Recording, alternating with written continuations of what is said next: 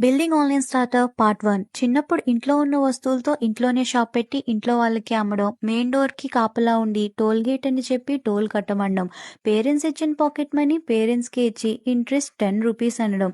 ఇవన్నీ చూసి మా పేరెంట్స్‌ని ఇది బిజినెస్ మైండెడ్ అని చెప్పడం వల్లనో ఏమో కానీ నాకు బిజినెస్ వుమెన్ అవ్వడం అంటే చాలా ఇష్టం. పెద్దయ్యాక ఈ 9-5 జాబ్ చేయడం నచ్చదు. హౌస్ వైఫ్ అవ్వడం అస్సలు ఇష్టం లేదు. అప్పుడు అనుకున్నా బిజినెస్ ఇష్టం కాదు, నేను బిజినెస్సే చేయాలి అని. That day I decided to become an entrepreneur. అసలు ఎంటర్‌ప్రెన్యూర్ అంటే ఏంటి? ఆల్రెడీ ఉన్న బిజినెస్‌ని టేక్ ఓవర్ చేయడం కాకుండా న్యూ బిజినెస్ స్టార్ట్ చేయడం. New business needs new idea. Idea యూనిక్‌గా ఉండాలి. ప్రెజెంట్ ఉన్న ప్రాబ్లమ్‌కి సొల్యూషన్‌గా ఉండాలి. ఆ సొల్యూషన్ అందరూ వాడుకునేలా ఉండాలి. అండ్ అది నాకు ఇష్టమైన సెక్టర్ అయి ఉండాలి. అప్పుడే నేను నా 100% ఇవ్వగలను అనుకున్నా. ఆ టైంలోనే నేను ఒక ప్రాబ్లం ఫేస్ చేశా. దానికే మనం సొల్యూషన్ ఎందుకు ఇవ్వకూడదు అనుకున్నా. అసలు ప్రాబ్లం ఏంటి? సొల్యూషన్ ఏంటి?